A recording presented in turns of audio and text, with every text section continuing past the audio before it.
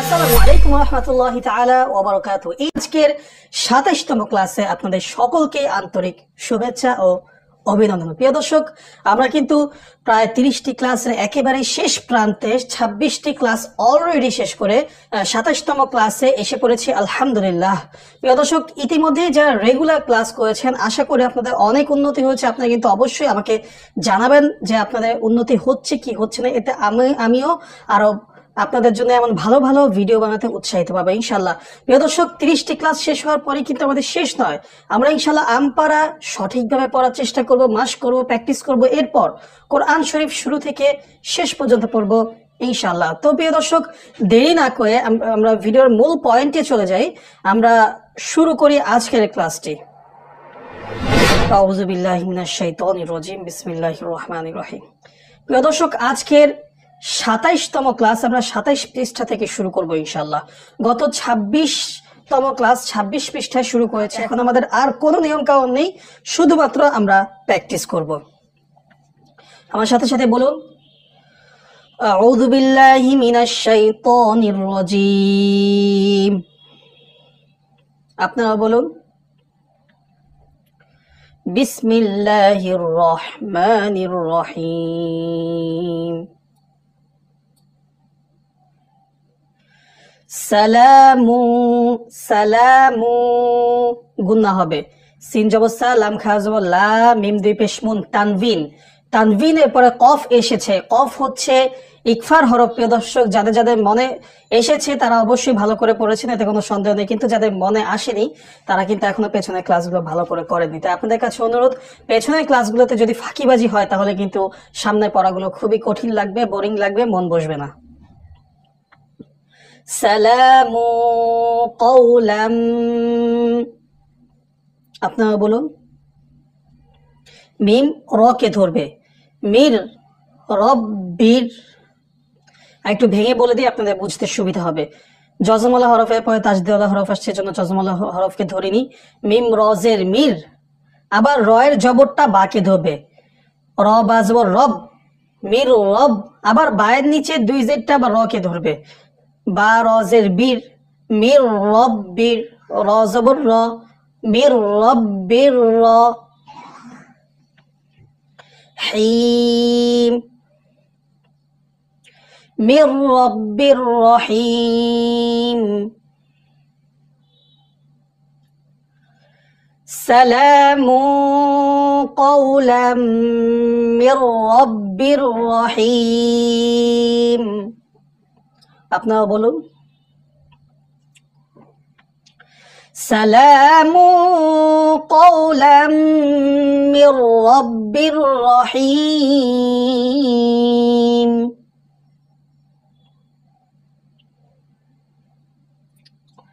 ফাস্তাকিম কামা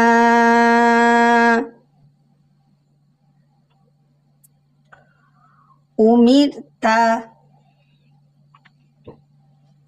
আপনারা বলুন, ফাস্তাকিম কামা উমিরতা ওয়ামান তাবা মাআকা। ওয়ামান, নুন সাকিনের পরে তা।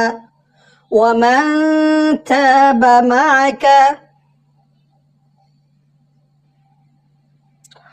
ওয়ালা তাতগাউ ইন্নাহু ওয়ালা তাতগাউ ইন্নাহু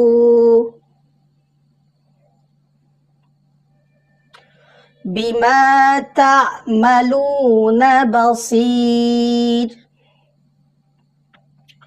বিমা তা'মালুনা বাসীর। আমরা আবার শুরু থেকে একটু সুন্দর করে পড়ার চেষ্টা করি। ফাস্তাকিম কামা উমিরতা ومن تاب معك ولا تطغوا ইন্নাহু বিমা তা'মালুনা বাসীর। প্রিয় দর্শক, আপনারা সবাই গলা ছেড়ে জোরে পড়ার চেষ্টা করবেন, কেননা আরবি এমন একটি পড়া, কোরআন শরীফ এমন একটি পড়া, আপনি যত জোরে পড়বেন তত আপনার ভেতর থেকে ক্লিয়ারলি পড়াটি বের হবে ইনশাআল্লাহ। আচ্ছা, এরপর ওয়ামা খলাকতুল, ওয়ামা খলাকতুল, খলাক ধাক্কা দিয়েছি কারণ কফ এর উপরে জজম হয়েছে, মানে কলকলা বা পাল্টা আওয়াজ করে পড়েছি। ওয়ামা খলাকতুল জিন্না ওয়াল ইনসা, ওয়ামা খলাকতুল জিন্না ওয়াল ইনসা ইল্লা লিয়াবুদুন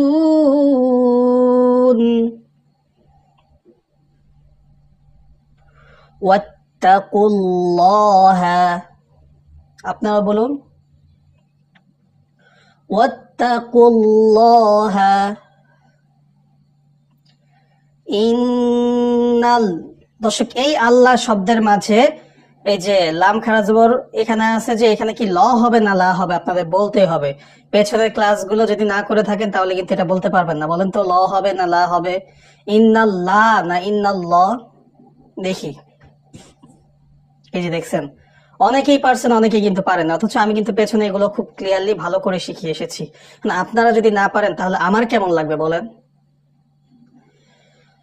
পেছনের ক্লাসগুলো দয়া করে ভালো করে করবেন, তাহলে সামনে ক্লাসগুলো করতে অনেক মজা পাবেন ইনশাআল্লাহ।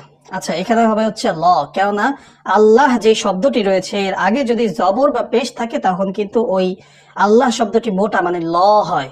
আচ্ছা, ইন্নাল্লাহা আলিমুম, এতটুকু আগে বলেন তারপর বলছি। এই যে মুম গুন্না করেছি, মুম এটা গুন্না করার কারণ হচ্ছে তানভিনের পরে বা, মানে ইকলাবের হরফ একটি পরিবর্তন করা। যে মুন ছিল, মুন মুন মিম দুই পেশ মুন, এই যে লাস্টে যে ন ছিল ওটা ম হয়ে যাবে, মিম হয়ে যাবে। এটা বোঝার আরেকটি উপায় হচ্ছে ছোট্ট একটি মিম থাকে সবসময় ইকলাবের পরিবর্তনের জায়গায়। আচ্ছা,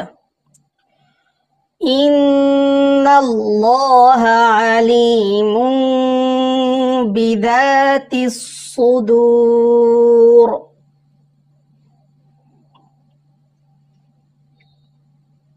আবার ওয়াত্তাকুল্লাহা ইন্নাল্লাহা আলিমুম বিদাতিস সুদূর। নেক্সট, ওয়াইন্নাকা লাআলা, আপনারা বলুন ওয়াইন্নাকা লাআলা খুলুকিন আযীম। দর্শক, খুলুকিন কফ দুই যে কিন, তানভিনের পরে আইন ইজহারের হরফ, যার কারণে আমরা কোনো গুণনা করিনি, স্পষ্ট করে পড়েছি। খুলুকিন আযীম, ওয়াইন্নাকা লাআলা খুলুকিন আযীম। এরপর ওয়াদরিব লাহুম মাসালান, রিবে লাহুম, রিবে লাহুম, রিবে কলকলা, লাহুম মাসালান, লাম দুই জবর লান, এরপরে হচ্ছে হামজা, মানে ইজহার। হামজা হচ্ছে ইজহারের হরফ, স্পষ্ট করে পড়তে হবে। ওয়াদরিব লাহুম মাসালান আসহাবাল ক্বরয়া, واضرب لهم مثلا أصحاب القرية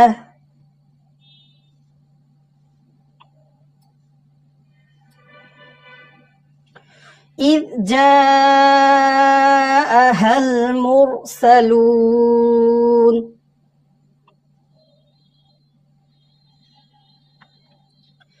إذ جاءها المرسلون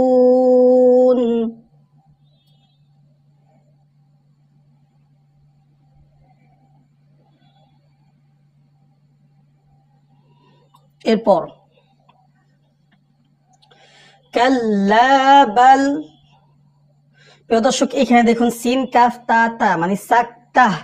সাক্তা হচ্ছে একটি অন্যরকম গ্রামার। এটি হচ্ছে যখন কোনো শব্দের পরে এরকম সাক্তা চিহ্ন দেখবেন বা লেখা দেখবেন, তখন আওয়াজ বন্ধ হয়ে যাবে, কিন্তু ভেতরের যে শ্বাসটা রয়েছে এটা কিন্তু চালুই থাকবে। এটার নাম হচ্ছে সাক্তা। আমরা একটু এভাবে বলি, কাল্লা বাল রনা। দর্শক, আমার কিন্তু আওয়াজ বন্ধ হয়েছে, কিন্তু শ্বাস কিন্তু আমি বন্ধ করিনি, শ্বাস ছেড়ে দেনি। এই বিষয়টা খেয়াল রাখতে হবে। আমার সাথে একটু প্র্যাকটিস করুন। কাল্লা বাল রানা আলা কুলুবিহিম মা কানু ইয়াকসিবুন। كلا بل ران على قلوبهم ما كانوا يكسبون এরপর লিল্লাহি মা ফিস সামাওয়াতি ওয়া মা ফিল আরদ। আপনারা বলুন, লিল্লাহি মা ফিস সামাওয়াতি ওয়া মা ফিল আরদ। এরপর ইন ওয়াজিব গুন্না ইন্নানি। এই যে এখানে 3 আলিফ টান হলো, কি জন্য হলো বলেন তো? এই যে পারলেন না, এটা হচ্ছে মধ্যে মুনফাসিল। মনে পড়ছে? এই যে মদার হরফের উপর চিকন চিহ্ন, বামে হামজা হইলে কি করতে হয়? মধ্যে মুনফাসিল। আচ্ছা, ইন্নানি আনাল্লাহু লা ইলাহা। এটা কোন মদ? সেম সেম, মদার হরফের উপর চিকন চিহ্ন, বামে হামজা। ঠিক এখানেও মদার হরফের উপর চিকন চিহ্ন, বামে হামজা, সবই এখানে মধ্যে মুনফাসিল। আচ্ছা, লা ইলাহা ইন্নানি আনাল্লাহু লা ইলাহা ইল্লা আনা ফা'বুদনি।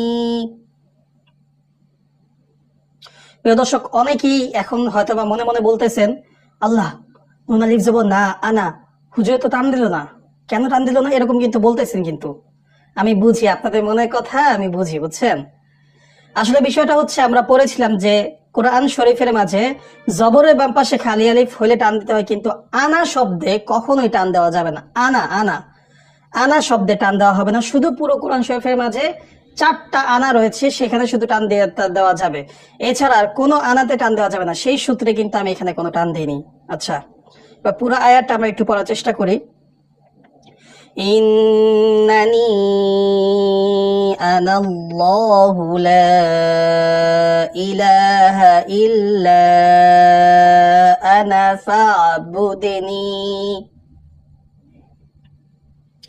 আপনারা বলুন, ওয়া আকিমিস সালাতা আকিমিস সালাতা লিযিকরি ওয়া আকিমিস সালাতা লিযিকরি।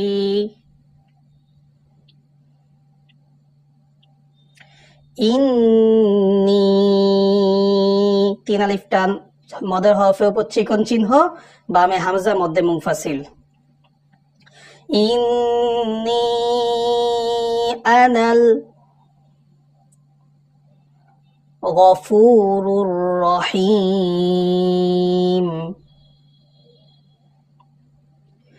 ইন্নী আনাল গফুরুর রহিম।